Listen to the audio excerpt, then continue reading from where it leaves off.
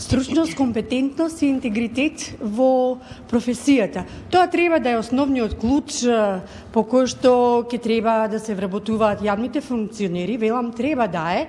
Меѓутоа, ако се случи некој да забега во родов мобинг, тогаш, ама тоа не е случај во развиените земји, случај е кај нас, тогаш ќе треба да се јави некој оддалеку, некој компетентен и некој кој што му се слуша повеќе гласот, чита Европската Унија, и да ни каже каде сме потфрлиле и како треба да, што е тоа што не треба да правиме во избирањето на јавните и државните функционери. Кога се носи некој документ, тоа по правило значи дека се носи со правила на игра. И значи дека таму кај што се носи документот се не функционирало како што треба.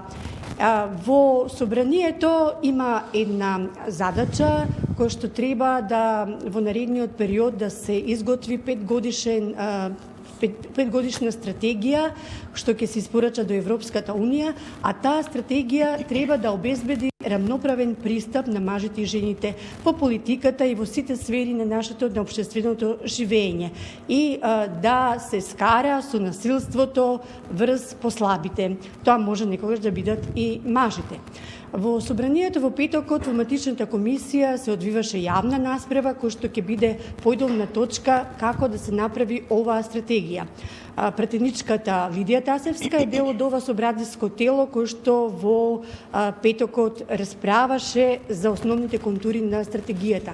Кажете ми, Лидија, што ќе биде суштината на оваа стратегија и каква ќе биде обврската на државата кон нејзиното спроведување? Така. За почеток, добар ден, ви благодарам за поканата и навистина ми е многу драго што сум дел од вашата емисија. Во петокот во собранието на Република Северна Македонија се одржа јавна расправа организирана од Комисијата за еднакви можности мажите и жени за стратегијата за родовата еднаквост 2021-2026 година.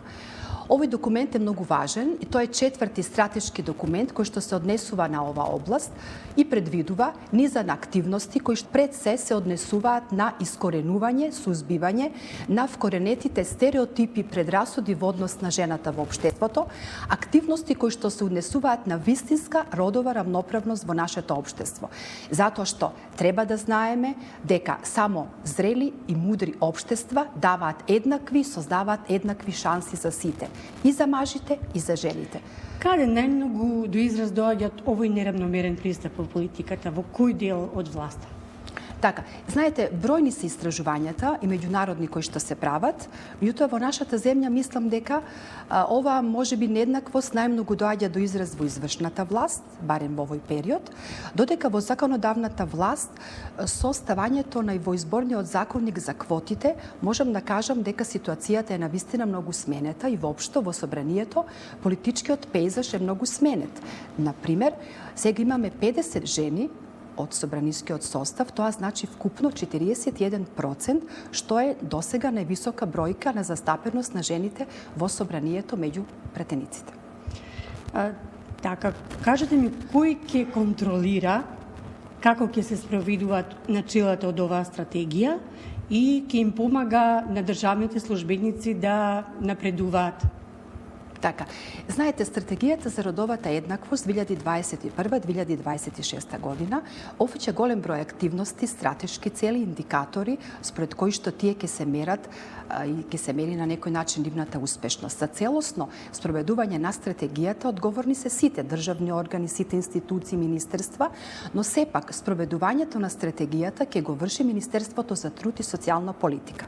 Како ќе го прави тоа? По министерства, по јавни предпријатија? Така, со оглед на тоа што стратегијата опфаќа широк спектар на чинители кои што ја создаваат, односно кои што треба да ја спроведат, и широк спектар на мерки и политики кои што треба да се превземат, утврден е образец на извештај кој што ќе треба да го пополнуваат одговорните органи од државната власт. Исто така, би сакала да кажам дека во стратегијата е предвидена една среднорочна евалуација која што ќе се одвива на третата година од имплементација на стратегијата стратегијата, според која што ќе се види на кој начин таа се спроведува и кои се понатамошните активности и мерки кои што треба да се преземаат за незина поуспешна реализација.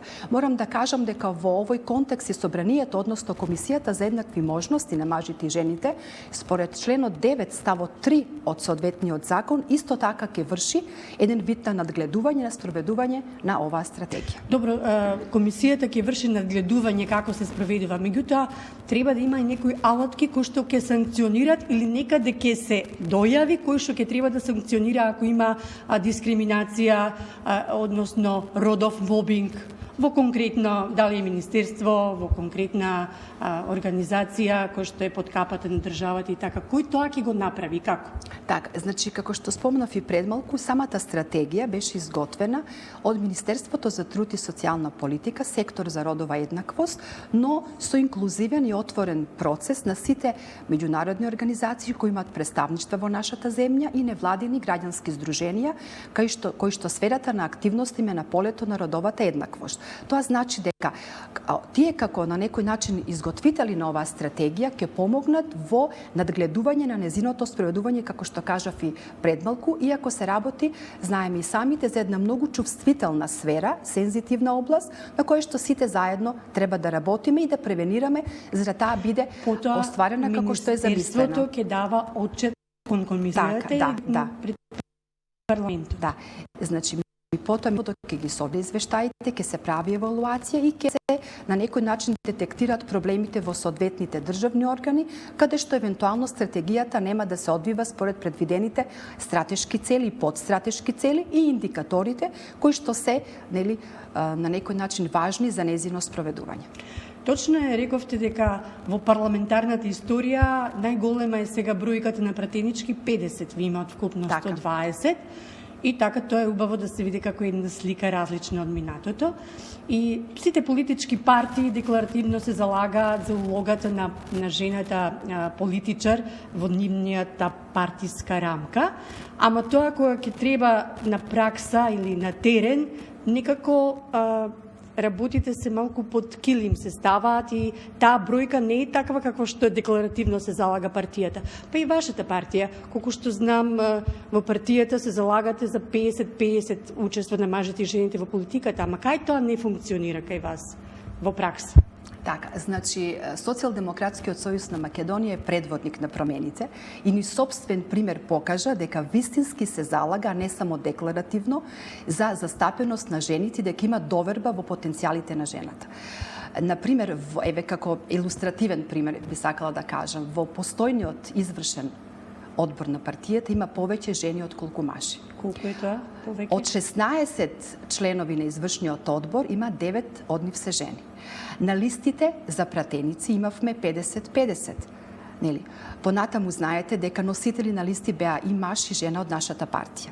Јас искрено се надевам и очекувам дека и во новиот состав и во новите партиски органи исто така оваа родово сензитивна политика која што нашето раководство со години наназад ја спроведува, навистина ќе биде испочитувана до крај. Оваа влада во оставка има 4 министерки и уште 2 заменички министерки и сега ќе треба на вашиот нов претседател да му даете до знање дека ако сака да ја испочитува таа родова еднаквост, во новата влада ќе треба да стави повеќе министерки, како што стојат сега информациите кои што се во на ниво на шпекулации, 1 до 2 министерки ќе бидат во новата влада од СДСМ и ниту една министерка од другите партии. Знам дека од Алтернатива исто имаше реакции од нивна колешка пратеничка дека не се ставени жените во политиката, значи тоа треба да му се даде до знање на вашиот нов партиски лидер, ама и мандатар на новата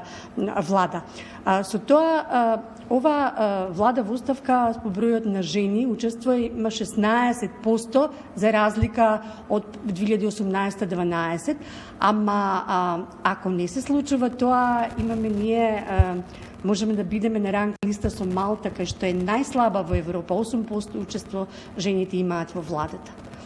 Тоа ќе најдете начин некако да му го артикулирате на вашиот партиски шеф. Так, ви поставивте повеќе подпрашања во едно прашање. Како и да е, сите сме свесни дека борбата за родовата рамноправност е борба која што трае и јас можам со сигурност да потврдам дека досега е многу направено. Јас верувам дека и понатаму председателот на Социјалдемократскиот сојуз, почитуваниот Димитар Ковачевски, како родово сензитивен политичар, ќе го има во предвид ово што и вие го предмалку го спомнавте, и дека во новата влада ќе даде можност и шанса на жените. Во однос на другите политички партии кои што ќе ја сочинуваат идната влада, навистина не би сакала да коментирам, тоа е многу неблагодарно, токму затоа што секоја политичка партија си ги знае потенцијалите кои што ги има кадровски и нели зависно од тоа ќе предложи најверојатно министерки или заменички министерки на соодветни ресорни министерства. Со оглед на тоа дека во овој стратешки документ е и еден дел кај што треба да се каже стоп на насилството, па и вербалното на колегите политичари врз колешките, ќе очекувам во некои од наредните разговори да ми прераскажете како тоа кај вас функционира на терен. Во парламентот, а и во политичките партии. Ви благодарам што бевте дел од утринскиот брифинг од Собранието на Македонија. Благодарам и вам. Јас се одјавувам од Собранието и ве поздравувам.